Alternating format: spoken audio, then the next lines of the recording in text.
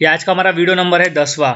और आज हम कुछ ऐसे वाक्य को इंग्लिश में बनाना सीखने वाले हैं जो हम रोजाना बोलते हैं, यानी एक ही प्रकार के वाक्य को आज हम इंग्लिश में बनाना सीखने वाले हैं।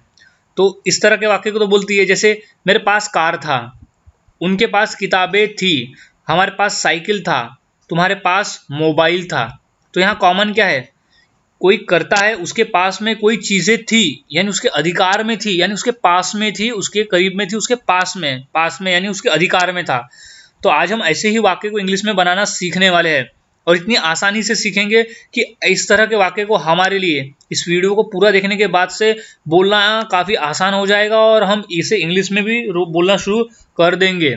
तो ऐसे वाक्य को आसानी से इंग्लिश में बनाने के लिए हम एक सेंटेंस फॉर्मूले का उपयोग करते हैं, जिसके माध्यम से हम ऐसे वाक्य को बनाना बड़ी ही आसानी से सीख जाएंगे।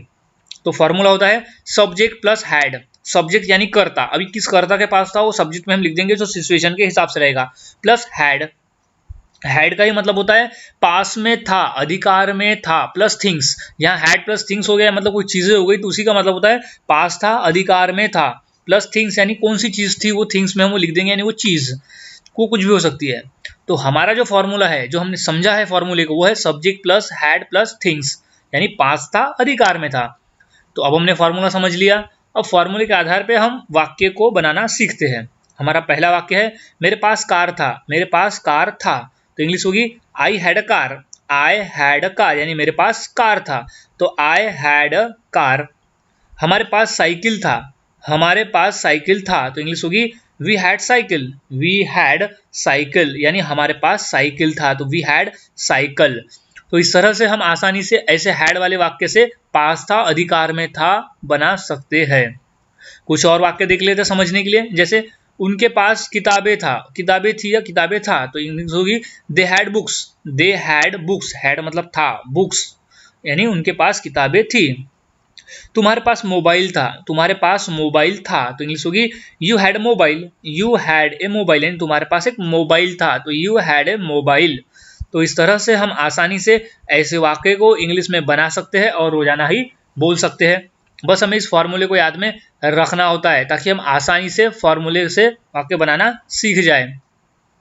कुछ और वाक्य देख लेते हैं और आसानी से समझने के लिए, जैसे उनके पास जूता था, उनके पास जूता था। तो इंग्लिश होगी शी हैड शूज यानी उसके पास जूता था, तो शी हैड शूज।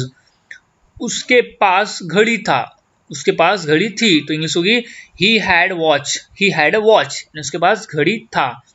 तो इस तरह से हम आसानी से ऐसे वाक्य को इंग्लिश में बना सकते हैं और रोजाना बोल सकते हैं। बस हमें इस फॉर्मूले से को याद में रखते हुए ऐसे वाक्य को बनाना होता है और फॉर्मूले को याद में रखना होता है और ऐसे वाक्य की प्रैक्टिस रोजाना करते रहे ताकि हमें आसानी से ऐसे वाक्य बनाना आ जाए। तो अब इसी सेंटेंस फॉर्मूले के आधार पे वाक्य देता हूँ, उसकी इंग्लिश क्या होगी कमेंट में मुझे ज़रूर बताएं। जैसे मेरे पास घर था और दूसरा है उनके पास पानी बोतल था।